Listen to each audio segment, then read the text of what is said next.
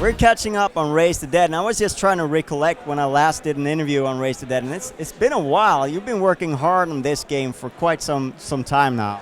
We have, yeah, it's been about 4 years in development. Yeah, we were, I think what you're thinking of is when we were on stage during the E3 2013 Sony press conference. So yeah, that just kind of shows we've been working on this for quite a while. So it's a really, it's an ambitious game for a small team, so it's taken us quite a while to finish it.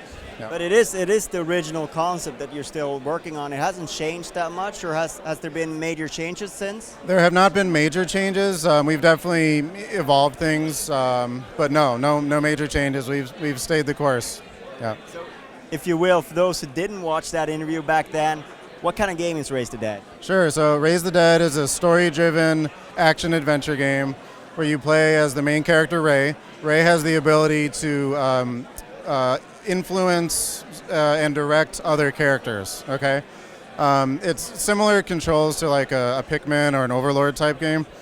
So throughout the game, you play not only Ray as a zombie, but also about half the game you play as Ray as a human in a series of flashbacks that take place before he was killed, which isn't really a spoiler because he's a zombie now.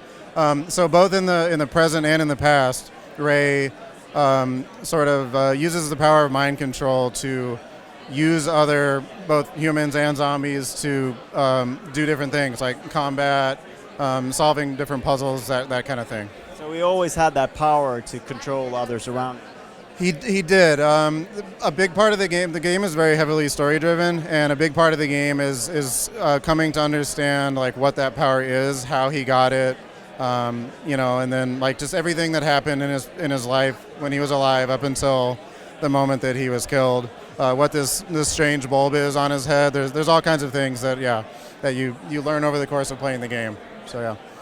Cool. It sounds like a very interesting narrative device that you're going for there with sort of flashbacks and maybe sort of playing the game almost in reverse or something like that to try and find out the cause of both dying and the power. Right. Yeah, we're really excited about that. The flashbacks. They're for just to be clear, they're fully playable. They're not just like cutscenes or anything. They not only serve to like I said before, tell the story of what happened to him. You are introduced to a bunch of important characters in his life that may or may not show up in the present. But it's also used as a gameplay mechanic for sort of. You could say that Ray as a zombie remembers things, abilities that he had when he was a human. So a lot of times in the present you're playing, something triggers a flashback, you play through the flashback, it shows a point in his life where he was taught to do a certain something, and then when you come back to the present, now as a zombie he remembers how to do that ability or that skill. So it's not only a narrative device but also a gameplay tutorial kind of thing. So this was also a Kickstarter, if I remember correctly, right? It was, yeah. We kickstarted it about 2 years ago. Yeah, we're yep. Kickstarted 2 years ago. Well, I mean, obviously the game is sort of dragged on a little bit. How's it been, sort of managing that relationship? I found it's been patient with you guys, or what's been going on? Yeah, I mean, I'm not gonna lie, it's been tough. You know, we've been at this a long time, but you know, my two partners and I mean, it's amazing. Everyone's just been we really believe in the game. Everybody's been really resilient, and we just keep plugging away.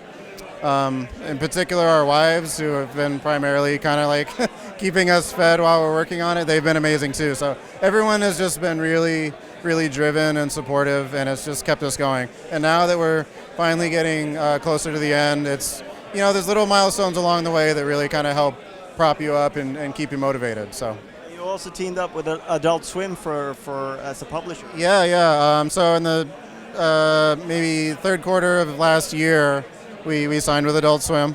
They've been a fan of the game for quite a while, so we really like their enthusiasm. We feel like we're a really good fit with them, and so yeah, so they're going to help us spread the word about the game. So I mean, you're lining up with a lot of other great games here. yeah. So they have a great lineup, so we're proud to be a part of it. Yep.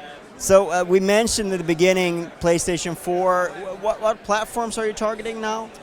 So far we've committed to PlayStation 4, Vita, PlayStation Vita, and then PC, Mac, Linux, that kind of thing. So we'll be on Steam, PlayStation 4, PlayStation Vita. I gotta ask, because a lot of devs have sort of pulled back on the Vita support, but you're sticking with it, right? Yep, yeah. We really love the Vita. We have it, already playable on the Vita. So yeah, we're committed to releasing on the Vita. I'm not gonna lie, it's gonna be a challenge, but we really want to get it on there. We're all big fans of it. And you mentioned you're getting towards the end of the road. Are you communicating anything, or is that something you want to keep? As we've mentioned, the game's been going on for so long, and I've already sort of been wrong about a few release dates, so I've learned my lesson. We're not going to give any release dates until we're 100% sure. But much closer to the end than to the beginning, I'll say that. Less than 4 years. Yes. Thank you so much for your time. All right, thanks a lot.